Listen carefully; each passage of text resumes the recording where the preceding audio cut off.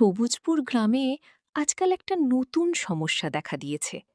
ছোট বড় সবাই মোবাইলেই ডুবে থাকে।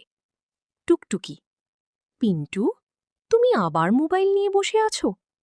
পিন্টু, দেখো, আমি গেমে নতুন লেভেল পার করেছি।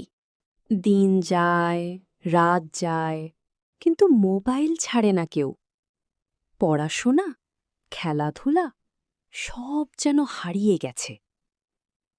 এইভাবে চললে তোমাদের ভবিষ্যৎ অন্ধকার হয়ে যাবে বাচ্চারা। আরে দাদু, একটু গেম খেললে কি হয়?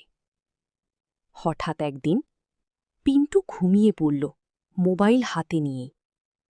সে ঢুকে গেল এক অদ্ভুত দুনিয়ায়। ওয়াও, আমি গেমের ভেতরে! এই, বেরোবো কিভাবে? গেম থামছে না, লেভেল বাড়ছে, কিন্তু পিন্টু বের হতে পারছে না। বাঁচাও, আমি বাইরে যেতে চাই। পিন্টু, ওঠো, কি হয়েছে তোমার?